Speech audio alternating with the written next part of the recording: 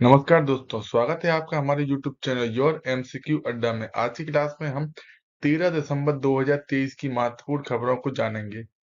ये रहा आपका पहला क्वेश्चन। हाल ही में सर्वोच्च न्यायालय ने किस अनुच्छेद को हटाए जाने को बरकरार रखा है? तो आपका आंसर रहने वाला है अनुच्छेद 370। इसकी डिटेल जानते हैं।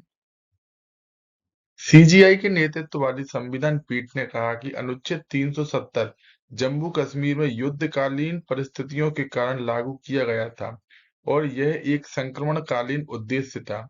सुप्रीम कोर्ट ने माना कि जम्मू कश्मीर ने कोई आंतरिक संप्रभुता बरकरार नहीं रखी है और जम्मू कश्मीर सरकार की सहमति की आवश्यकता नहीं है। सुप्रीम कोर्ट ने भारत के चुनाव आयोग को 30 सितंबर 2024 तक जम्मू कश्मीर विधानसभा के चुनाव कराए जाने का निर्देश भी दिया है। नेक्स्ट क्वेश्चन देखते हैं। अंतर्राष्ट्रीय तटस्थता दिवस किस तिथि को मनाया जाता है? तो यह मनाया जाता है 12 दिसंबर को। इसकी डिटेल देखते हैं। प्रतिवर्ष 12 दिसंबर को मनाए जाने वाला अंतर्राष्ट्रीय तटस्थता दिवस वैश्विक स्तर पर शांति और सुरक्षा को मजबूत करने का प्रयास करता है। 12 दिसंबर 2017 को संयुक्त राष्ट्र द्वारा आधिकारिक तौर पर अंतर्राष्ट्रीय तटस्थता दिवस घोषित किया गया था।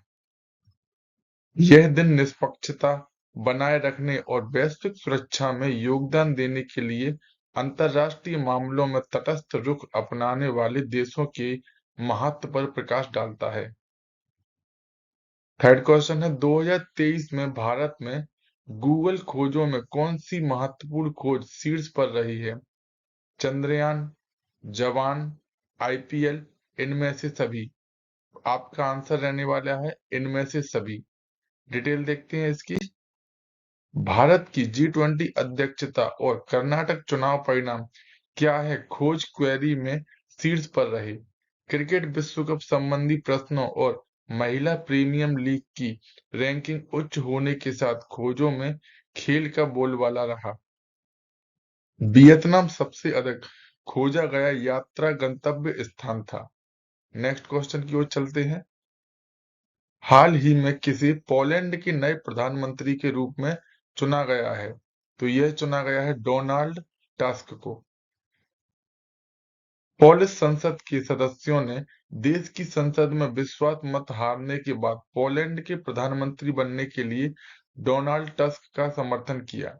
टस्क ने पहले 2007 से 2014 तक पोलैंड के प्रधानमंत्री और 2014 से 2019 तक यूरोपीय परिषद के अध्यक्ष के रूप में कार्य किया है। टस्क 2019 से 2022 तक यूरोपियन पीपल्स पार्टी के अध्यक्ष के रूप में भी कार्य कर चुके हैं। फिफ्थ क्वेश्चन है, संयुक्त राष्ट्र महासचिव के रूप में किसने कार्य किया है और 2023 में दिवाली पावर ऑफ वन पुरस्कार से सम्मानित किया गया है? तो यह किया गया है वान की मून को। इसकी डिटेल देखते हैं। संयुक्त राष्ट्र के पूर्व महासचिव वान की मून और 3 अनुभवी राजनयिकों को यहाँ वार्षिक Diwali power of one award पुरस्कार से सम्मानित किया गया है। इस पुरस्कार को ऑस्कर ऑफ डिप्लोमेसी भी कहा जाता है। अन्य पुरस्कार विजेताओं में संयुक्त राष्ट्र में बोस्निया और हार्जेगोविना के प्रतिनिधि मिर्सादा कोलाकोविक, संयुक्त राष्ट्र में दक्षिण कोरिया के प्रतिनिधि राजदूत किम सूक, 72वीं संयुक्त राष्ट्र महासभा के अध्यक्ष मिरोस्लाव लाजकाक शामिल हैं।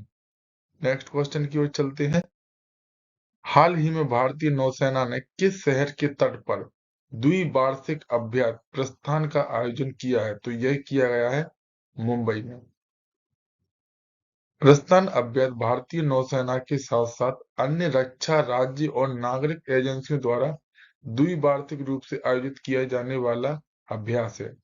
यह मुंबई बंदरगाह से लगभग 83 किलोमीटर दूर तेल और प्राकृतिक गैस निगम ONGC के R12A प्लेटफॉर्म पर आयोजित किया गया था।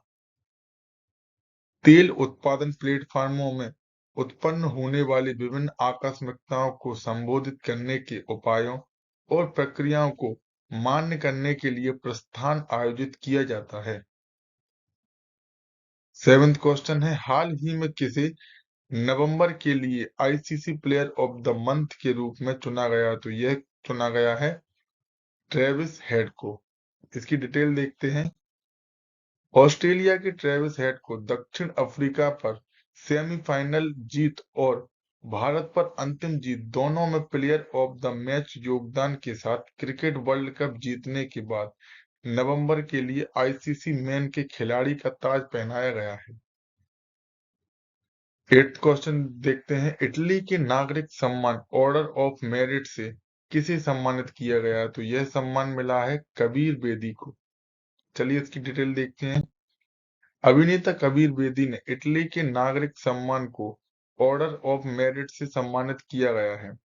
ऑर्डर ऑफ मेरिट के साथ प्रस्तुत सम्मान में स्क्रॉल पर इटली के अध्यक्ष सर्जियो मटरेला द्वारा हस्ताक्षर किए गए थे और प्रधानमंत्री जियोर्जिया मेलोनी द्वारा काउंटर साइन किए गए थे। ऑर्डर ऑफ मेरिट इटली का सर्वोच्च सम्मान है। कबीर बेदी एक भारतीय अभिनेता हैं। उनके करियर ने भारत, संयुक्त राज्य अमेरिका और विशेष रूप से इटली को अन्य यूरोपीय देशों में शामिल करने वाले 3 महाद्वीपों में फैलाया है। नेक्स्ट क्वेश्चन की ओर चलते हैं। संयुक्त राष्ट्र के अनुसार कौन सा देश विश्व में अफीम का सबसे बड़ा स्रोत बन गया है? तो यह बन गया है म्यांमार। म्यांमार ने अफगानिस्तान को दुनिया के सबसे बड़े अफीम के स्रोत के रूप में पार कर लिया है।